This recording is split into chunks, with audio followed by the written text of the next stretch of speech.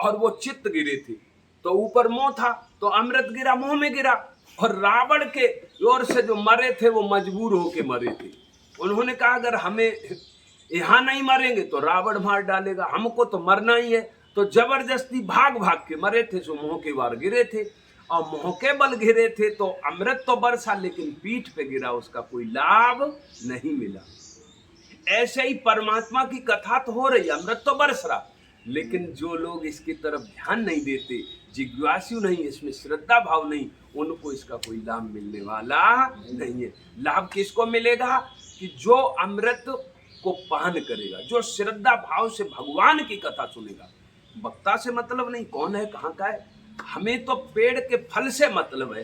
पेड़ टेढ़ा है कि नीचे झुका हुआ है, कि सीधे खड़ा हुआ है, कि आगे है कि पीछे है, हमें तो वो फल मीठा खाना है। हमें उस फल में विशेषता है, उस पेड़ में विशेषता नहीं देखना चाहिए। तो वक्ता कैसा भी हो, है तो भगवान को, भगवान की कथा सुनो। तो आज भगवान की ऐसी कृपा हुई है महाराज कि परीक्षित महाराज ने प्रश्न किया तो सुखदेव भगवान ने उत्तर दिया। उसी समय देवताओं में सलाह हुई कि ओहो, भागवत तो एक ऐसा अमृत है कि जो अमृत परीक्षित को पिलाने जा रहे हैं, तो ऐसा करो, देवताओं के पास, हमारे पास तो अमृत अलग से है, उस सुरग के अमृत को परीक्षित को पिला दो और सुखदेव भगवान से कहो कि ये बदले में कथा हमको सुना दो। तो वो आकर के अमृत का कलश लेके देवता प्रकट हुए। सुखदेव भगवान ने पूछा आपका परिचय? तो कहने लगे हम सुरग के देवता हैं, इंद्र ने हमको भेजा है ये कलश लेके अमृत का, ये अमृत लेकर के आए हैं, ये महाराज परीक्षित को पिला दो और इसके बदले में हम सब देवताओं को आप कथा सुना दो भागवत का अमृत। तो सुखदेव भगवान ने देखा कि परीक्षित जीने का अभिलाषी है, भगवान का मतलब प्रेमी है, अपने मौत से डर रहा है या परमात्मा को पाना चाहता है। तो परीक्षित के मन में ऐसा लग रहा है कि ये विक्षेप कर दिए आके कथा के बीच में, इनको नहीं आना था। सुखदेव समझ गए कि ये सच्चा अधिकारी है, इससे किसी से कोई मतलब नहीं, चाहे कोई अमृत क्यों न दे, हमें जो परमात्मा में आनंद मिल रहा है वो उस अमृत में नहीं है, वो संसार के सुख में वो आनंद नहीं, जो परम आनंद है जो परमात्मा के अमृत में, परमात्मा की कथा में है। आज सुखदेव भगवान कहने लगे देवताओं, वैसे तो मैं तुम्हें कथा सुना देता, लेकिन तुम सौदा करने आई, ये सौदा की चीज नहीं है। देखिए सुखदेव भगवान वहां कह रहे हैं यहाँ सौदा की चीज नहीं, और कलयुग में भागवत के वक्ता क्या कह रहे, सौदा करो, कथा सुनो। अब आप बताइए कि भागवत के मूल में सुखदेव भगवान शुरू में कह रहे हैं कि ये देवताओं को फटकार दिया, देवता जो सबको सब कुछ देने वाले, देवता का मतलब है देने वाला, उसी का नाम है देवता, जो सब कुछ दे सकता है। और हमारे कलयुग में ऐसे ऐसे वक्ता हैं कि थोड़ा धनी मानी व्यक्ति है, चाहे वो एक दिन कथा न सुने, वहाँ चौकी पे बिठा जाए और तिलक कर जाए और कह जाए कि 50 लाख दी तो बाकी द्वारे बढ़िया कथा बजे। आप बताइए, ये भक्तमाली जी, श्री गणेश भक्तमाली जी के चरित्र में मैंने सुना है कि महाराज जी के पास उमा भारती मुख्यमंत्री थी मध्य प्रदेश की, और वो आई, उनको मानती थी, महात्मा थी, और उन्होंने कहा गुरु जी हमारी कथा कह दो, और कथा कह दो और हम बड़ी सुंदर व्यवस्था करेंगे, भोपाल में कथा करवाएंगे, जिससे बहुत लोगों को प्रसारण होगा, कथा का आनंद मिलेगा। तो महाराज जी ने कहा समय नहीं, समय नहीं है, मना कर दिया। और उसके बाद एक मल्ला नाव चलाने वाला आया, उसने कहा महाराज जी हमने 2-4 हजार रुपये, 5,000 रुपये है मेरे पास, अब मेरी तुम कथा कह दो। तो बोले हाँ तुम्हारी कथा कर दी, और उसकी कथा कर दी जाके। तो शिष्यों ने पूछा कि महाराज एक मुख्यमंत्री आया और सारा भारत को उसका लाभ मिलता, प्रसारण होता, और वहां तुमने कथा नहीं की, और इसके यहाँ 5,000 में बोरा बैठ कथा करने आ गई।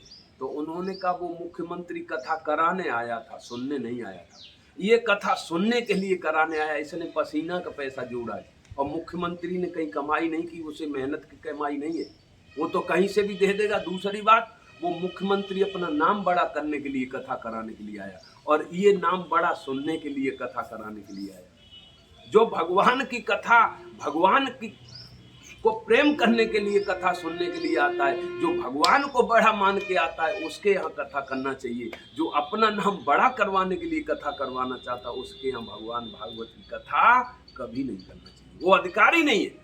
लेकिन भैया आजकल का समय उल्टा चल रहा है, इसलिए क्योंकि देखो पतिव्रता स्त्री को तो कोई पूछेगा नहीं, वो रोटी के लिए दुखी रहेगी। और जो वैश्या है, बदतमीज है, जो तमाम तरह के श्रृंगार करती है, तमाम तरह के बदतमीजी के काम करती है, उसकी हजारों जगह पूछ कलयुग में होगी। तो जो वक्ता भगवान के भक्त हैं, जो भगवान को समर्पण हैं, जो भगवान से प्रेम करते, उनके पास तो कम ही लोग पहुंचते, भक्त ही पहुंचते जिन पे कृपा है। और चमत्कारी हैं तो उनके यहाँ भीड़ का पार नहीं है महाराज। देखो अरबों रुपए में खेल रहा है वो, और वहीं लोग लाखों रुपए फेंक रहे हैं। आप ये बताओ, कोई बहुत ज्यादा पेट भरा हुआ, उसको तुम जाके भोजन और डालो जाके रबड़ी, तो उस भोजन का तुमको फल क्या मिलेगा? मैं उनसे ये पूछना चाहता हूं कि तुम्हें इस दान का क्या लाभ मिलेगा? तुम जहां जाके फेंक रहे हो पैसा। अगर दान का लाभ लेना चाहते तो इस कथा में कह रहे हैं सुखदेव भगवान, पात्र को देना चाहिए, कुपात्र को कभी देना नहीं चाहिए। दान का जो अधिकारी है, जो भूखा है, उसे आप देंगे।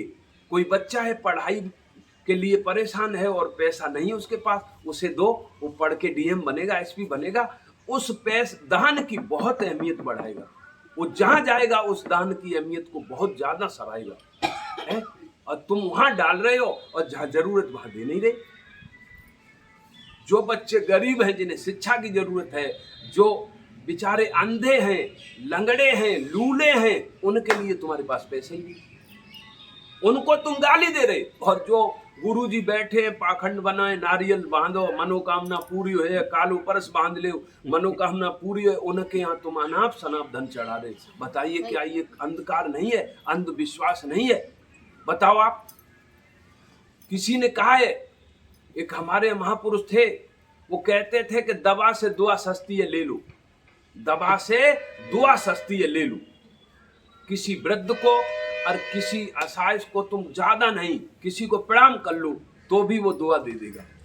और दवा मेडिकल पे जाना, 1 रुपए में कोई दवा नहीं मिलेगी किसी चीज की। और किसी असहाय व्यक्ति, किसी भिखारी के, जो अंधा है बेचारा, पैरों से लंगड़ा है, गरीब कौन है? जिसके हाथ नहीं, जिसके आंख नहीं, जिसके पैर नहीं, वो तो हमारे ऊपर, आपके ऊपर आश्रय है, उसका तो आश्रय हमारे ऊपर है। और हम नहीं दे रहे उसको, पात्र को नहीं दे रहे, तो हम पापी है। और जो बढ़िया खा रहा है, गाड़ी में चल रहा है, बड़े चेला निरे हैं, अरे गुरुजी के यहाँ तो जय जयकार, तुम हियन चढ़ाओ, आओ ना, एक नारियल चढ़ाओ, मनोकामना पूरी। अब बताइए महाराज, वहां दान डालने में तुम्हारा लाभ होगा कि जो बेचारा भूखा बैठा उसके पेट में डालने से तुम्हारा लाभ होगा? उसकी आत्मा में जब वो धन अन्न जाएगा तो उसकी आत्मा देगी आशीष, आपको कुछ कहने की जरूरत नहीं। वो आत्मा की आशीष जो है वो तुम्हें फलीभूत करेगी। उन पाखंडियों के यहाँ जाने से, धन फेंकने से तुम्हारा कोई लाभ होने वाला नहीं है। देखो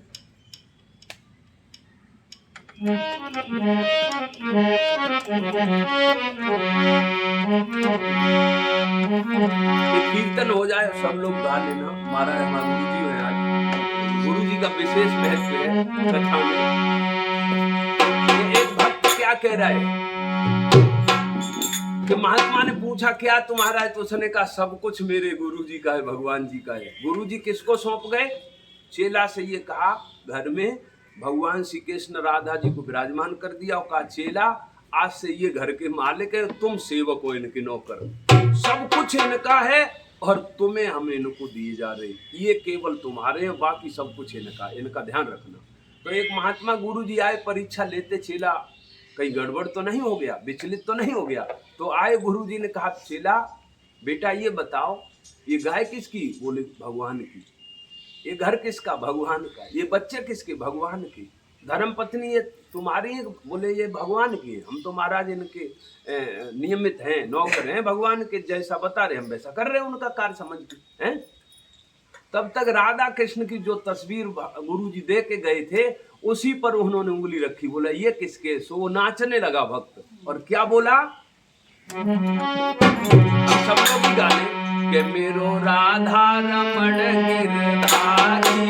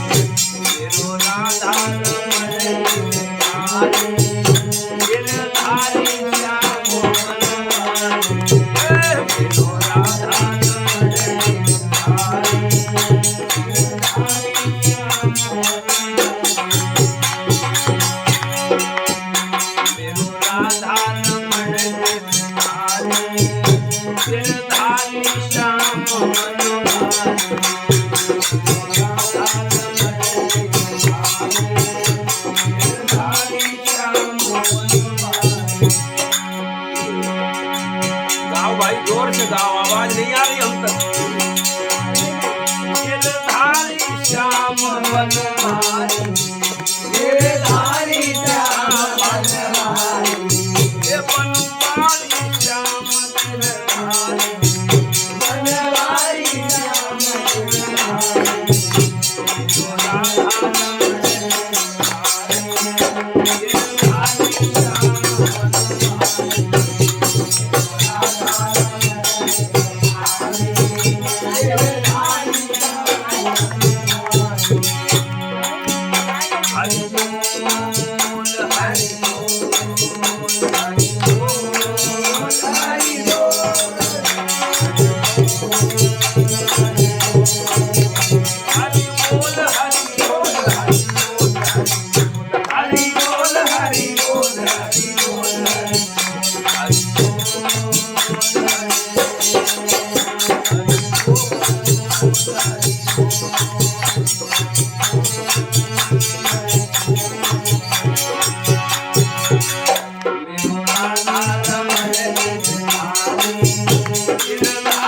श्याम मनोहारी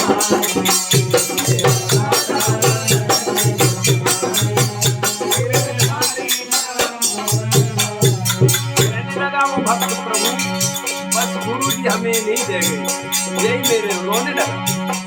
क्या बोला?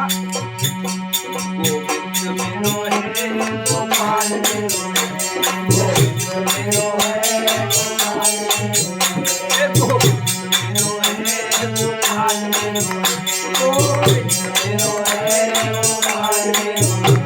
श्री माँ के बिहार नंदलाल मेरो है, श्री माँ के बिहार नंदलाल मेरो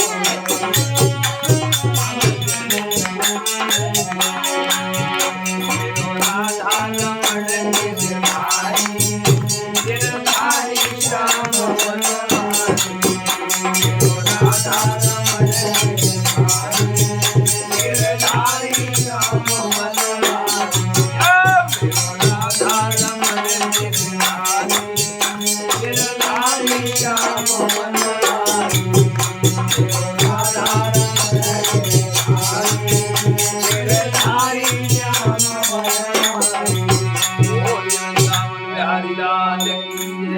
बोले सतगुरुदेव भगवान की